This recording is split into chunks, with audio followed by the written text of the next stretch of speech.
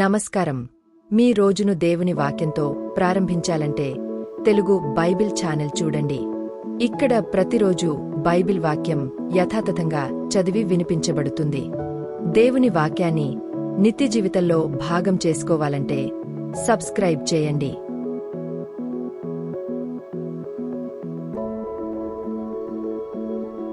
కీర్తనల గ్రంథము 126వ అధ్యాయం.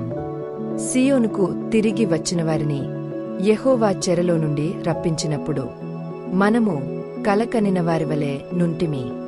మన నోటి నిండా నవ్వుండెను, మన నాలుక ఆనందగానముతో నిండియుండెను. అప్పుడు యెహోవా వీరి కొరకు గొప్ప కార్యములు చేసెనని అన్యజనులు చెప్పుకొనిరి. యెహోవా మన కొరకు గొప్ప కార్యములు చేసియున్నాడు.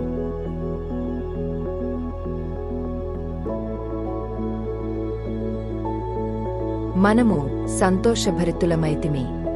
దక్షిణ దేశములో ప్రవాహములు పారునట్లుగా యెహోవా చెరపట్టబడిన మా వారిని రప్పించుము.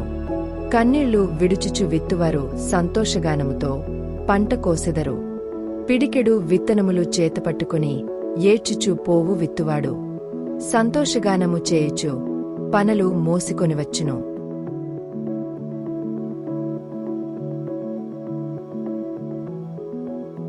ఈ వాక్యం మీ హృదయాన్ని బలపరిస్తే లైక్ చేయండి, షేర్ చేయండి మరియు మా తెలుగు బైబిల్ ఛానల్ను సబ్స్క్రైబ్ చేయండి. యూట్యూబ్ మీరు తదుపరి వీడియోను ఇష్టపడతారని భావిస్తుంది.